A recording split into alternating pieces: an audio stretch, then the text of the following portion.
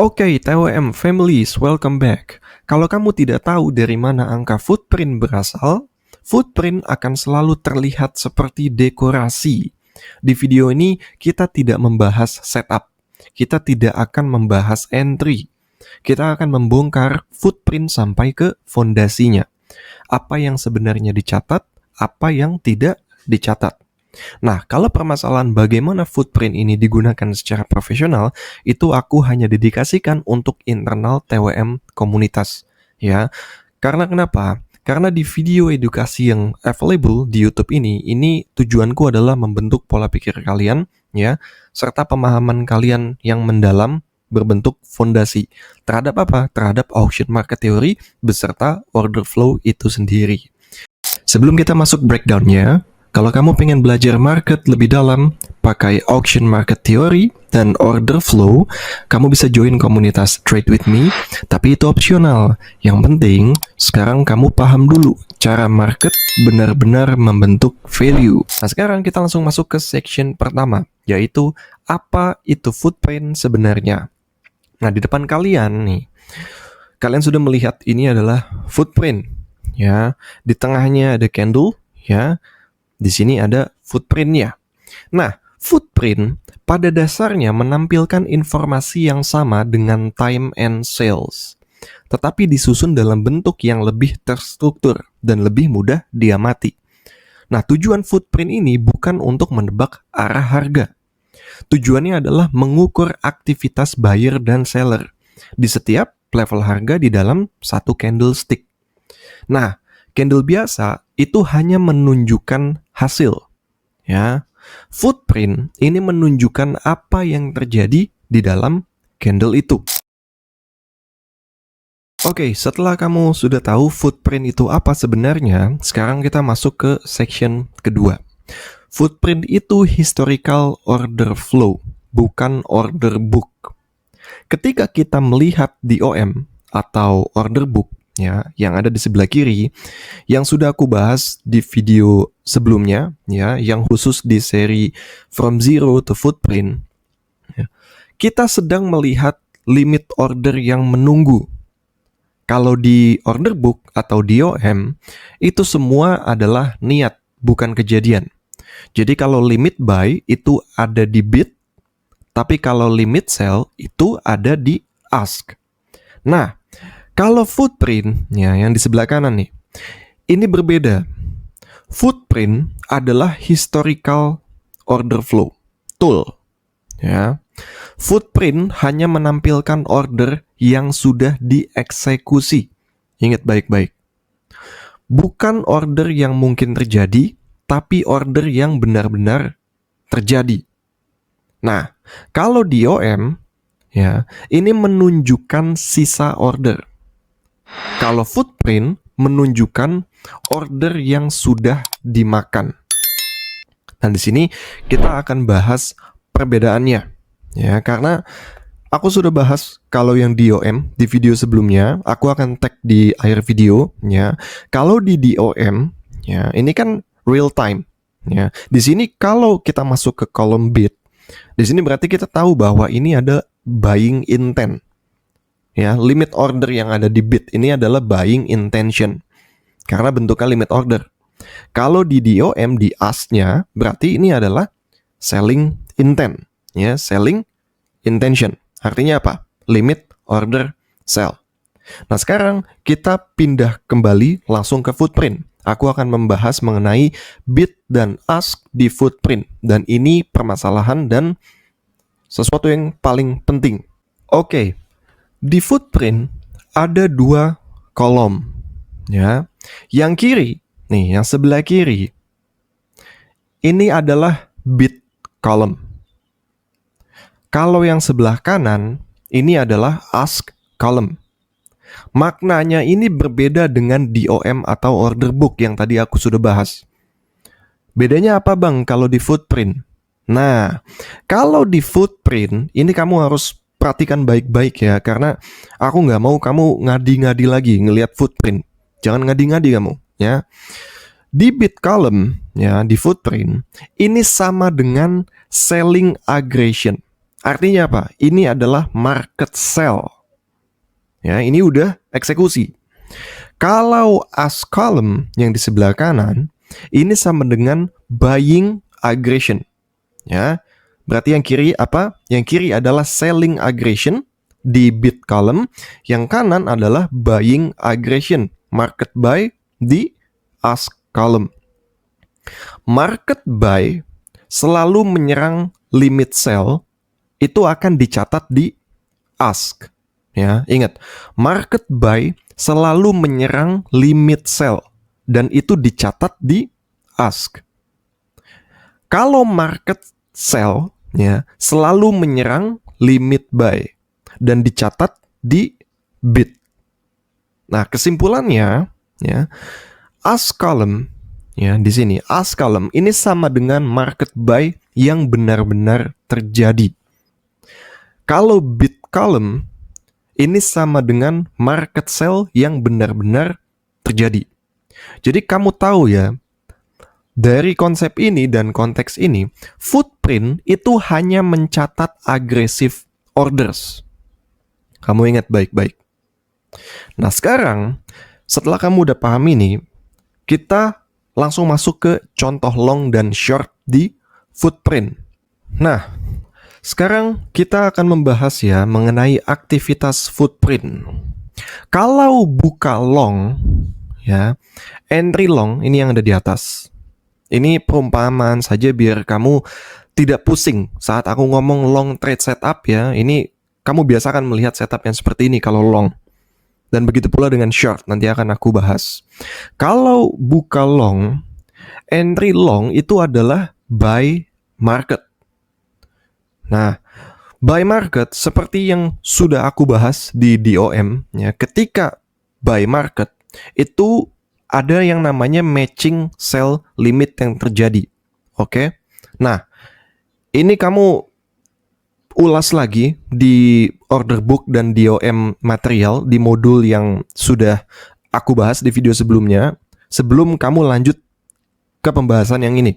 Karena kalau DOM atau order book di video yang sebelumnya dan sebelumnya lagi, kamu belum mengerti, kamu nggak bisa tonton yang ini. Jadi pastikan kamu mengerti dulu.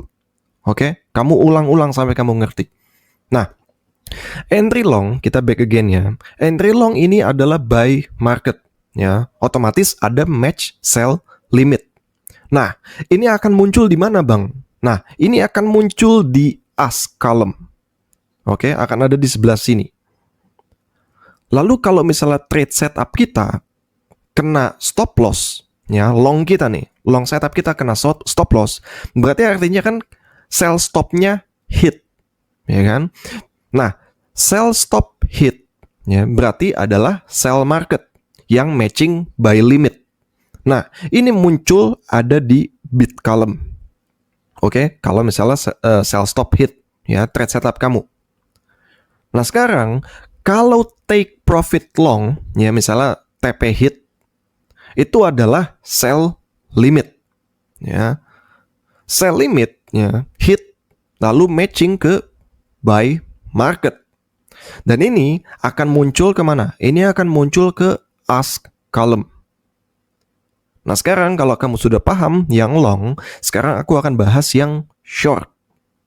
Kalau kita di short setup, kita sell at market, ya entry short nih, berarti adalah sell market, lalu akan matching dengan buy limit order, karena memang seperti itu partisipan bekerja. Ya, back again, kalau kamu bingung dan nggak paham, kamu tonton dulu DOM dan order book ya di video sebelumnya. Kamu harus ngerti itu dulu. Nah, ini akan muncul di mana, Bang? Ini akan muncul di bid column. Oke, karena ini adalah kebalikannya dari DOM. Stop loss short, berarti kalau misalnya trade short kamu kena stop loss, berarti buy stop hit. Ya, nah ini akan matching ke mana? Ke sell limit order. Ya, berarti stop loss short adalah buy market dan muncul di ask. Oke, ini akan muncul di ask column. Kalau take profit hit di short setup kamu, Ya. Berarti ini adalah buy limit. Ya. Ketika kena akan dimakan oleh sell market dong, karena kita akan matching ke sell marketnya. Nah ini akan muncul di mana? Ini akan muncul di bid column. Nah ini kamu ulas lagi. Kamu harus betul-betul mengerti how the market works. Ya, aku harap kamu sudah mengerti perbedaannya trade with me ya dengan tempat lain. Ketika trade with me fokus untuk building up pengetahuan kalian terhadap realisasi bagaimana market itu bekerja, bukan karena SNR, bukan karena trendline, bukan karena kamu gambar gorat-gorit batik Pekalongan order block, ya. Kamu tahu perbedaannya, di mana aku ini fokus terhadap kualitas. Aku ini benar-benar pingin semua orang yang subscribe channelku, nonton edukasiku, beserta semua teman-teman yang sudah join di internal, mereka menjadi trader yang wise dan objektif. Sekarang kita berarti harus lanjut kemana? Kita harus lanjut dari materi ini, kenapa footprint ini bisa bohong soal intent. Nah, kenapa footprint ini bisa bohong soal intent, Bang? Nah, gini. Tidak semua aggressive order berarti niat mendorong harga. Oke, kamu harus ingat, tidak semua aggressive order itu berarti niat mendorong harga.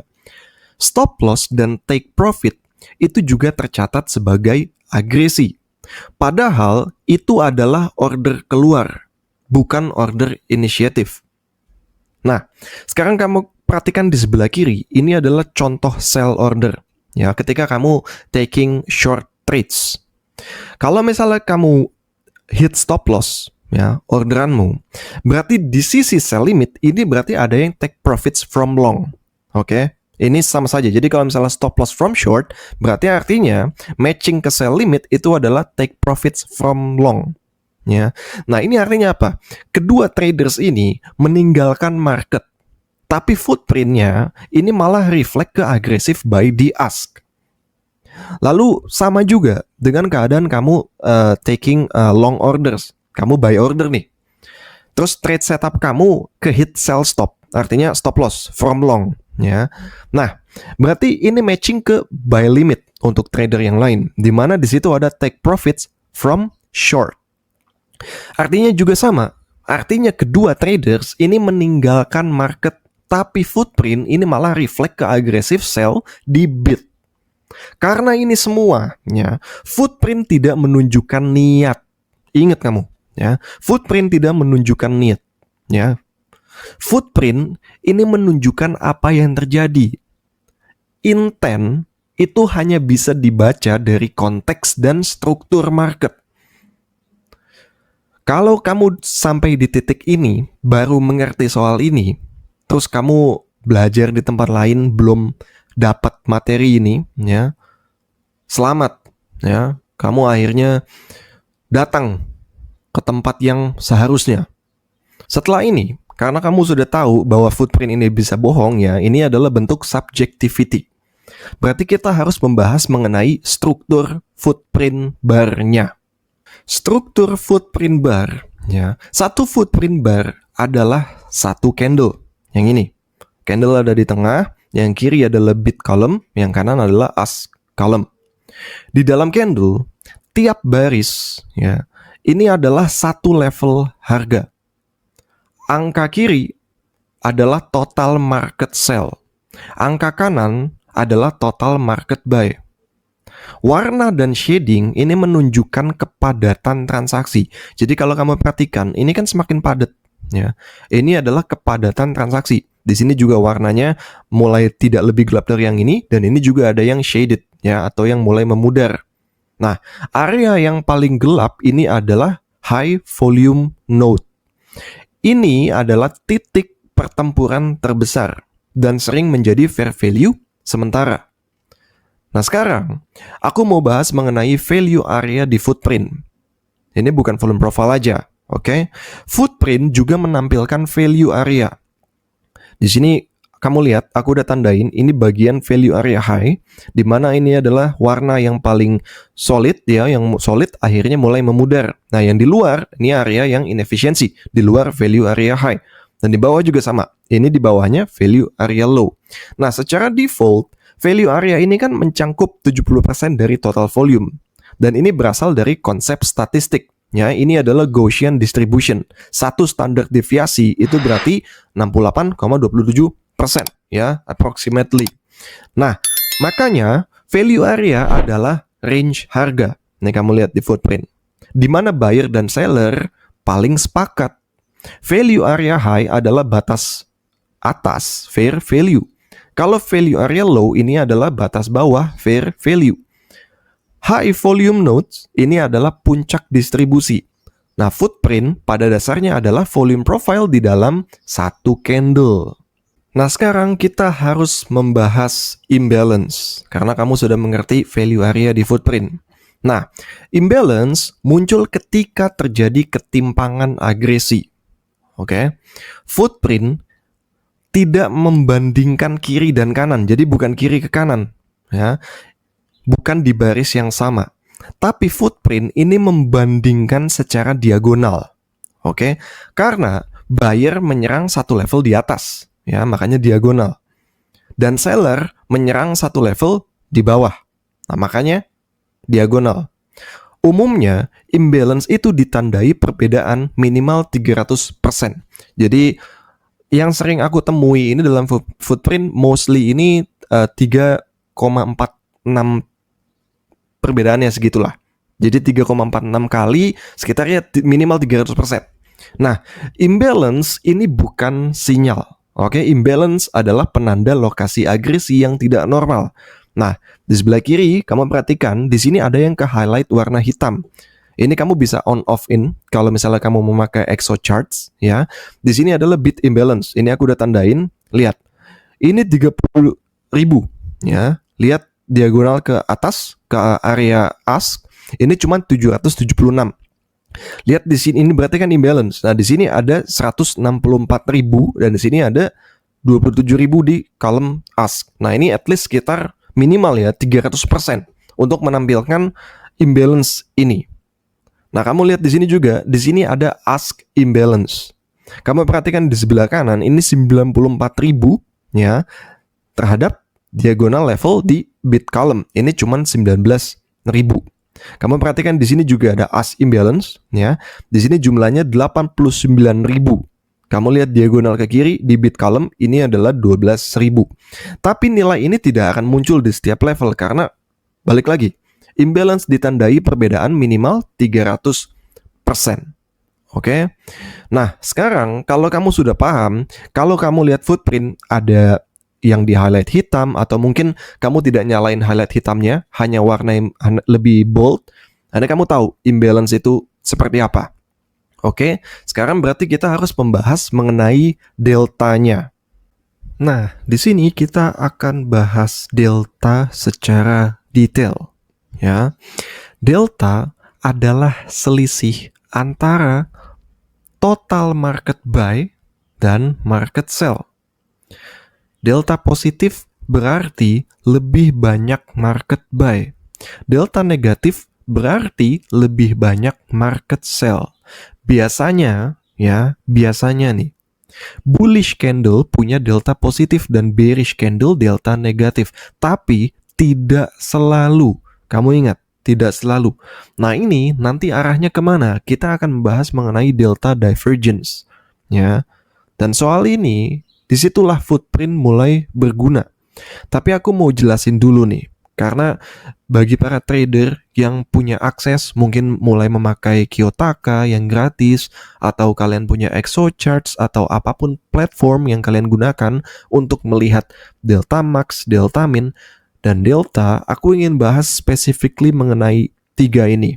Ya, karena delta ini sudah kita bahas, yaitu adalah selisih antara total market buy dan market sell. Aku pengen bahas mengenai delta max dan delta min di sini sebelum kita masuk ke delta divergence.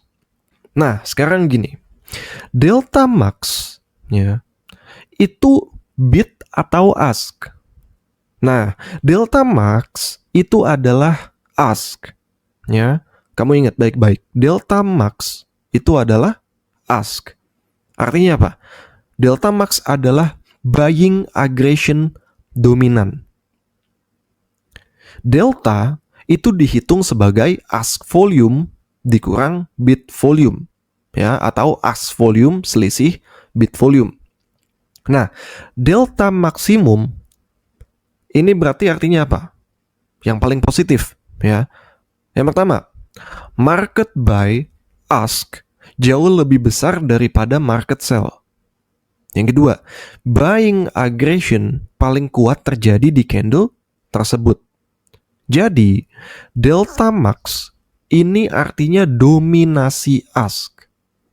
Dan artinya juga ini adalah banyak market buy yang tereksekusi. Nah sekarang Bang, kalau delta min itu apa? Ya, delta min itu bid atau ask?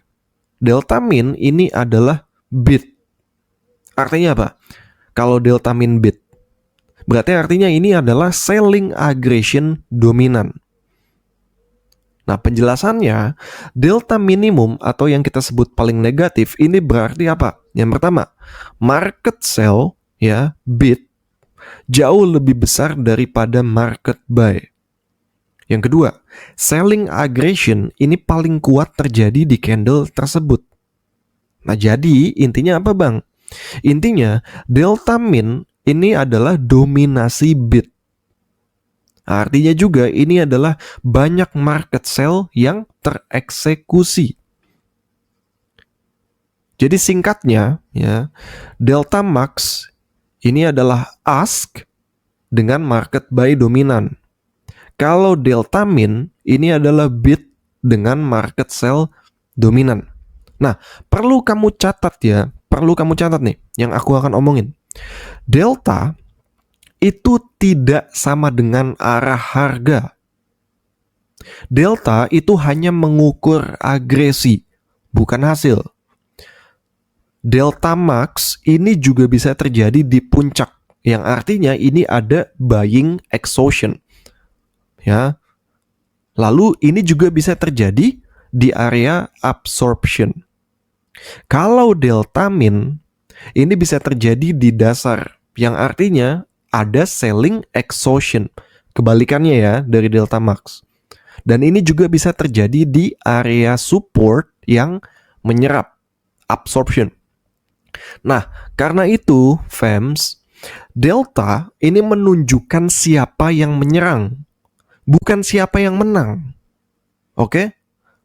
Sekarang kamu mulai tahu bedanya framework, ya, dan teknik probabilitas. Tapi kedua itu kamu tidak bisa pisahkan. Itu adalah satu kesatuan. Sekarang kita lanjut kemana Bang? Nah sekarang kita lanjut ke delta divergence. Delta divergence itu apa sih Bang? Nah delta divergence itu sama dengan absorption. Bullish candle dengan delta negatif berarti buying aggression diserap. Nah, sekarang kita lihat di sini ada pair Sol USDT. Kamu perhatikan di sini, ini ada bullish candle dengan delta negatif. Ya, kamu lihat di mana? Kamu lihat deltanya. Lihat delta akhirnya, ini adalah minus 295.000. Ya, ini berarti artinya apa? Kalau bullish candle dan ada delta negatif, ini artinya ada buying aggression yang diserap. Ya. Kalau misalnya kamu perhatikan ada bearish candle dengan delta positif seperti dalam contoh, ini ada di sini. Ini ada bearish candle ya dengan delta yang positif. Nah, ini berarti ini selling aggression diserap. Nah, ini semua ini disebut delta divergence. Artinya ada agresi tapi harga tidak mengikuti. Nah, itu adalah tanda absorption. Karena kalau misalnya kamu memakai cumulative volume delta, ya, di sini kan berarti cumulative volume delta itu adalah akumulasi delta dari waktu ke waktu, ya kan? Nah, CVD yang kamu gunakan itu untuk mendeteksi exhaustion, absorption, dan kegagalan continuation. Harga higher high, tapi CVD lower high, nah ini berarti kan menandakan buying exhaustion. Ya, kalau kamu menggunakan platform seperti TradingView atau Kiyotaka, kamu bisa membuka CVD. Ya, lalu kalau misalnya harga lower low tapi CVD higher low, nah ini menandakan selling exhaustion. Nah, jadi kalau CVD bedanya apa? CVD ini menunjukkan ketidaksinkronan antara agresi dan hasil. Paham ya? Nah, di section ini kita akan membahas footprint digunakan untuk apa secara praktis, ya. Karena aku balik lagi, aku tekankan ya, semua detail eksekusi ya, technical approach dan lain-lain itu semua available ada di internal. Ya, aku tidak buka untuk publik karena kenapa? Publik ini harus dibentuk dulu fondasinya. Karena kamu bisa menemukan beberapa hal seperti footprint digunakan seperti apa dan lain-lain itu mostly dari internasional ya, karena di market Indonesia ini jarang sekali yang membahas, hanya beberapa, dan aku selalu up ya, dan aku selalu support bagi semua individu atau kelompok ya yang membuka sarana edukasi mengenai AMT dan order flow di Indonesia, dan aku sangat mendukung mereka. Oke. Nah, di depan kamu ini ada mind mapping yang sudah aku buat. Di sini seperti biasa aku akan membahas di section ini mengenai footprint digunakan untuk apa secara praktis. Kamu tahu bahwa footprint itu bukan alat cari arah, sesuai yang aku bahas di menit pertama. Footprint ya, itu memiliki fungsi utama. Nah, fungsi utamanya itu yang pertama, dia membaca agresi. Yang kedua, dia mendeteksi absorption. Yang ketiga, dia menilai kualitas breakout. Aku selalu bilang ya, udah beberapa mungkin 10 video ke belakang, waktu itu aku sempat senggol ya para trader yang memakai pola trading breakout. Kamu pakai metode trendline buat breakout, kamu nggak ngerti soal kualitas breakoutmu. Makanya kenapa setiap ada breakout yang gagal, kamu tiba-tiba hit SL. Nah, kelas-kelas yang seperti itu ini, yang aku mention ini, ya, yang ngebuat semua member-member yang masuk ini rungkat ya. Memang semua bentuknya call itu adalah analisis, tapi kamu yang nge-call aja, kamu nggak entry. Nah, ini banyak kasusnya di kelas-kelas itu ya. Kalau di TWM, aku nge-call, eksekusi, aku pun in entry ya, aku pun eksekusi. Kenapa? Karena itu adalah trade analisis yang matang. Tapi kamu lihat di sini, dengan footprint aja itu bisa menilai kualitas breakout. Kamu pakai trendline breakout, kamu nggak bisa baca footprint ya. Gimana caranya kamu pingin memiliki kualitas breakout yang bagus ya. Terus fungsi utama footprint ini adalah mengkonfirmasi level. Jadi kamu bisa mengerti dari daerah yang imbalance dari footprint itu bisa menjadi futures SNR untuk price action itu sendiri. Dan kamu bisa melakukan yang namanya timing eksekusi berdasarkan itu. Ya. Kalau prinsip urutannya, kamu harus paham dulu. Makanya aku bahas footprint ini terakhir di edukasiku ya. Karena kamu harus ngerti dulu mengenai konteks. Ya, kamu buka TPO, ya, kamu lihat bagaimana di TPO weekly, ya, di 4-hour time frames, kamu melihat konteksnya seperti apa dulu. Kamu melihat market ini sideways, ya, market ini clustering atau sedang value trending. Baru setelah itu kamu lihat level, ya, level konsensus, ya, value area high, value area low based on TPO-nya atau volume profile. Kamu lihat rejection kah, acceptance kah. Yang ketiga, baru kamu baca footprint. Ya, baru kamu baca footprint. Footprint itu selalu datang terakhir. Kamu harus tahu dulu level auction-nya. Ya. Dan di sini aku juga udah jabarkan mengenai time frame dan mode chart. Footprint ini bisa digunakan dalam beberapa mode, ya, di sini. Yang pertama, dia bisa digunakan time base, oke, berdasarkan waktu. Nah, bedanya apa bang? Kalau time base ini untuk struktur dan konteks, ya. Jadi kalau misalnya kamu membaca konteks TPO secara auction besar, kalau kamu get into footprint, kamu bisa membaca struktur dan konteks dengan menggunakan time base, oke. Kalau tick base, ya, ini kan berdasarkan ritme transaksi. Ya, jadi kalau misalnya kamu pingin detailing mengenai ritme transaksi, siapa yang dominan dan lain-lain, kamu bisa melihat menggunakan tick base footprint. Kalau misalnya volume base, nah ini berarti kan base dengan partisipasi yang nyata. Ya, saat itu volumenya condong kemana? Kalau range base, ini untuk presisi eksekusi. Nah, mostly ini digunakan para scalper. Jadi aku mention kayak seperti World Scalper ya, nomor 1 di dunia, seperti Fabio ya, beserta kawan-kawannya, seperti Andrea Cimi pun. Nah, mereka menggunakan mostly itu pakai range base ya, karena untuk presisi eksekusi dan scalping. Nah, umumnya ya, higher time frame untuk konteks, lower time frame ya, ini berarti footprint untuk eksekusi. Ini tidak ada yang paling benar, ya. Tidak ada yang paling benar. Yang penting dan paling benar itu apakah transaksi terlihat jelas atau tidak. Oke? Jadi kamu bisa paham penggunaan umumnya. Nah, sebagai penutup, footprint itu tidak menunjukkan masa depan. Footprint menunjukkan perilaku market sekarang. Dan trader profesional tidak menebak. Mereka membaca perilaku. Kami ini membaca perilaku. Oke? Jadi stay safe semuanya. Thank you.